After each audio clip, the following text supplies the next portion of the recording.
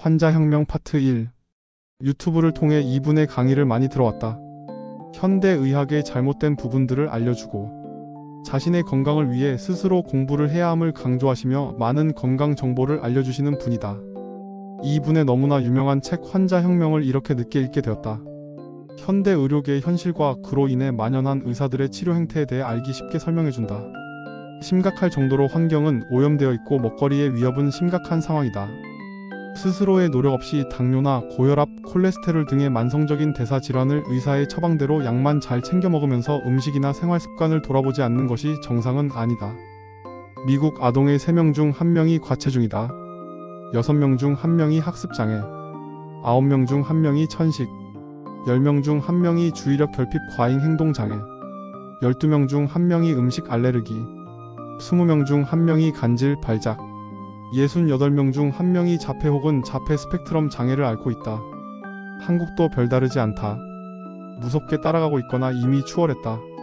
전체 아동의 절반이 한 가지 이상의 만성 질환을 갖고 살아간다.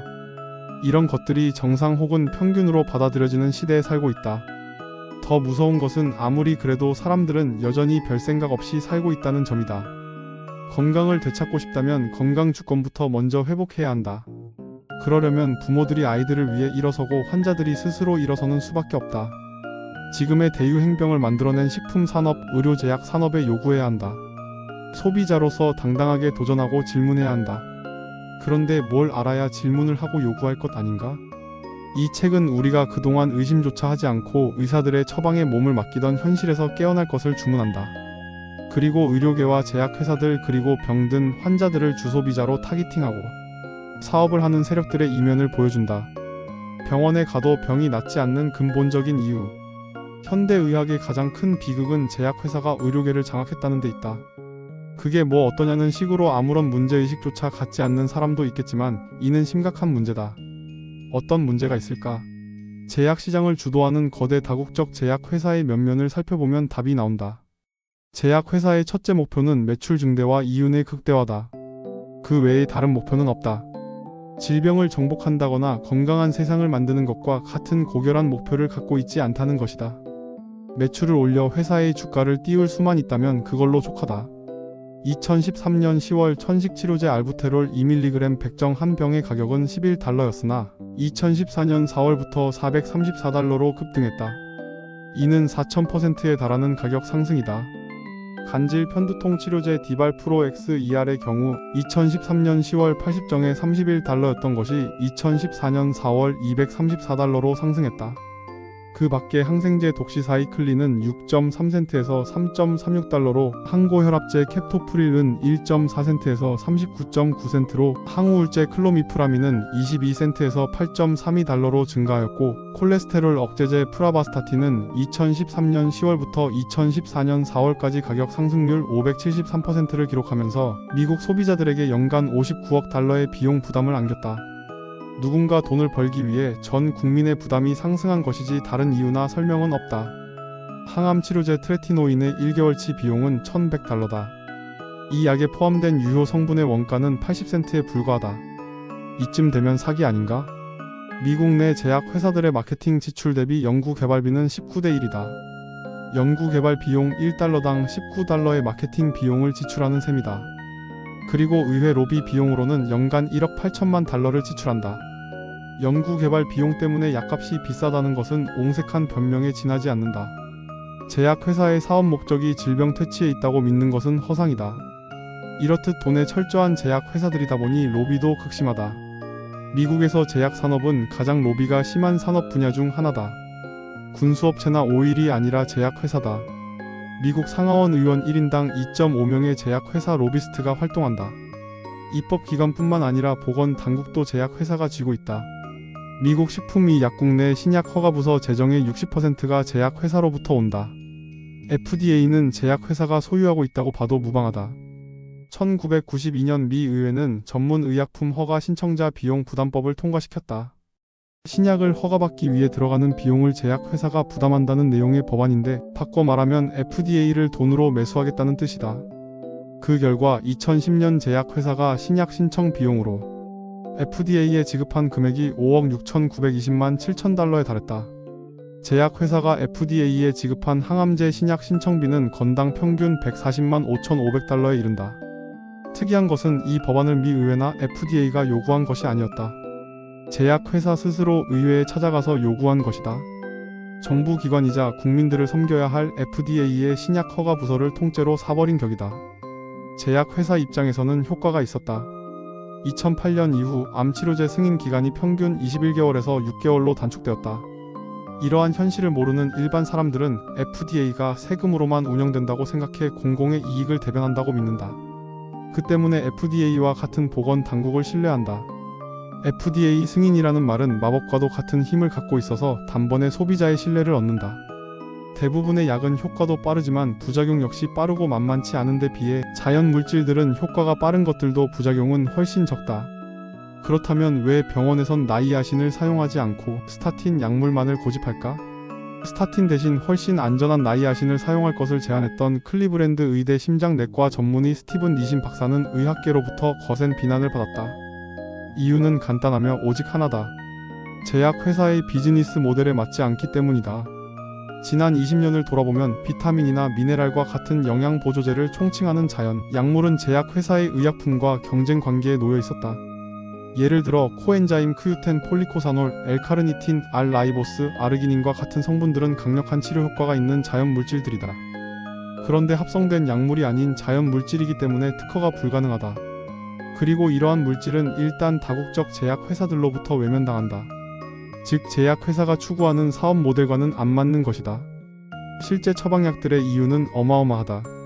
공황장애 불안증 치료제 자낙스의 이유는 5,600배에 달한다.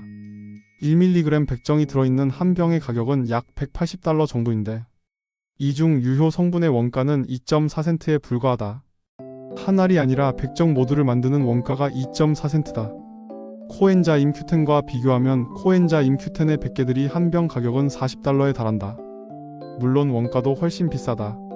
아예 비교 대상이 되질 못한다. 이러한 폭리를 취하는 것이 가능하려면 특허받은 치료약이어야만 한다. 제약회사의 의약품이어야만 가능하다. 이를 지노바이오틱이라고 한다. 지노바이오틱은 생명체나 자연에 존재하지 않는 물질, 그래서 특허가 가능한 신합성 물질을 의미한다. 토끼나 사과를 특허 낼 수 없는 것처럼. 그런 까닭에 병원에서 처방해주는 약은 콜레스테롤 저하제든 혈압약이든 당뇨약이든 전부 자연계에 존재하지 않는 합성 분자 구조를 가지고 있다. 즉 모두 특허받은 약물들이다. 도대체 왜 비슷비슷한 콜레스테롤 치료제들이 대여섯 가지나 있어야 하는가? 그럴 필요가 전혀 없다. 개인적 견해로는 하나도 없어도 된다. 그런 약들이 존재하고 병원에서 오직 그 약물만 처방하는 이유는 제약회사의 비즈니스 모델에 부합하기 때문이지 다른 이유는 하나도 없다. 미국의 상하원 의원 1인당 제약회사 로비스트가 2.5명씩 있다. 이권 세력이 의료보험을 엉망으로 만들어 놓고 의료수가와 약값은 천문학적 수준으로 올려놓은 것이다. 전 세계에서 처방약의 TV 광고를 허용하는 국가는 미국과 뉴질랜드뿐이다. 강력한 로비의 결과다. 제약회사는 그렇다 치고 의사들은 왜 약만 고집할까? 의사들을 교육하는 게 제약회사다. 물론 의대 교육 과정을 통해 수련하지만 의대를 후원하는 것은 제약회사다.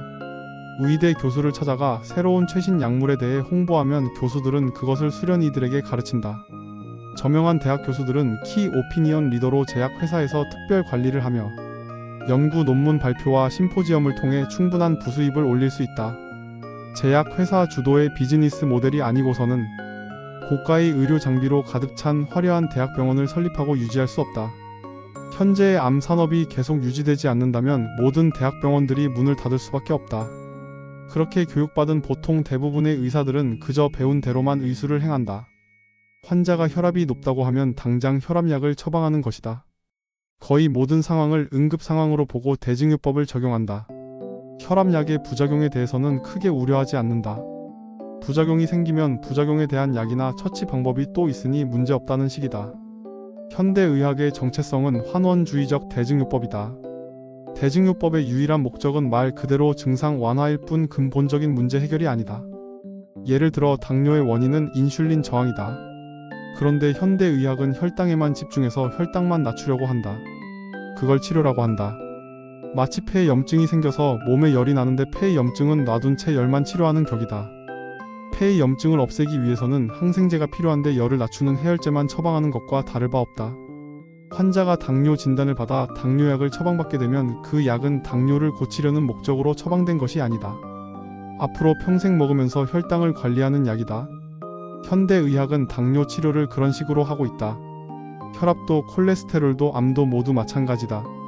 당뇨 환자가 의사가 처방한 당뇨약을 복용하고 피검사 결과 정상 혈당이 나오면 관리가 잘 되고 있다면서 의사는 좋아한다. 의사가 좋다고 하니 환자도 안심한다. 그러나 혈당만 관리되고 있을 뿐 시간이 갈수록 당뇨병 상태는 점점 악화된다. 하지만 의사는 혈당이 잘 관리되고 있는 것에만 집중한다. 거기까지가 치료의 목적이기 때문이다. 잘 관리하면 합병증을 예방할 수 있다는 믿음이 확고하기 때문이다. 실제로 환자들의 상태가 악화되고 부작용이 발생해도 약을 처방한 의사가 책임질 일이 아니다. 응급실이 있고 다른 진료 과목 의사들의 몫이다.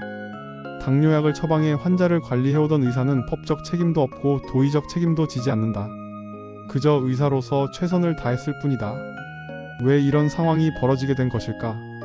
20세기가 되자 미국 의사협회는 의학을 산업으로 탈바꿈하기 위해 강력한 금융 세력의 자본을 끌어들였다.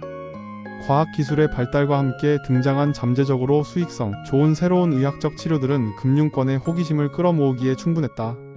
록펠러와 모호건, 카네기 재단의 재정적 후원은 새로운 의료 산업의 경제적 기초가 되었다. 록펠러와 카네기 같은 금융가들은 의학의 발전을 위해 의과대학에 보조금을 지원했다.